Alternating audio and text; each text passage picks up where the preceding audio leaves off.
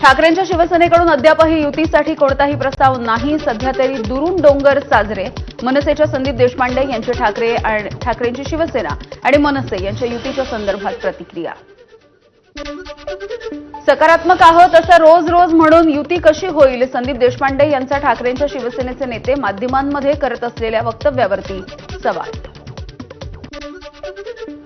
संजय राऊत यांचे नरकातला स्वर्ग हे पुस्तक वाचतानाचा संदीप देशपांडे यांनी फोटो पोस्ट केलाय. लपवण्यासारखं काहीही नाही असं फोटोला देशपांडे यांनी कॅप्शन दिलंय. ठाकरेंच्या शिवसेनेकडून 4 नव्या उपनेत्यांची नियुक्ती. जळगावचे गुलाबराव वाघ, नाशिकचे दत्ता गायकवाड उपनेतेपदी, जालन्याचे सचिन घायाळ, रत्नागिरीचे बाळ मानेंची उपनेतेपदी वर्णी. कार्यालयामधून नियुक्तीचं प्रसिद्धीपत्रक जारी.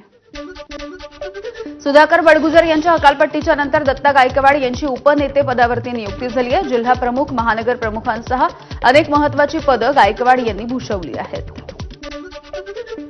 मुंबई महानगरपालिकेसाठी भाजपनं आता कंबर कसली आहे. मुंबई भाजपचे अध्यक्ष आशिष शेलार यांच्या उपस्थितीमध्ये झालेल्या जिल्हाध्यक्ष आणि पदाधिकाऱ्यांच्या बैठकीमध्ये पुढील 2 महिन्यांचा आराखडा तयार.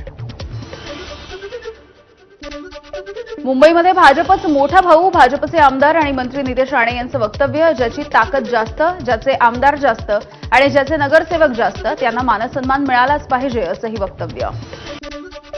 सामनाच्या अग्रलेखामधून महायुतीवरती निशाणा. मिंधे मंडळ उद्धव ठाकरेंच्या सरकारमध्ये सुद्धा नाराज होतं आणि आता फडणवीस सरकारमध्ये सुद्धा नाराजी कायम. सत्ता पदाचा लोभ, पैसा, अहंकार हे नाराजीचं मूळ आहे असं म्हणत सामनामधून शिंदेंवरती हल्लाबोल. समृद्धी महामार्गाच्या शेवटच्या टप्प्याचं आज मुख्यमंत्र्यांच्या हस्ते उद्घाटन होईल. 76 किलोमीटर लांबीचा शेवटचा भाग आजपासून वाहतुकीसाठी खुला होणार आहे. मुख्यमंत्र्यांसोबतच अनेक मंत्री यासाठी उपस्थित राहणार आहेत.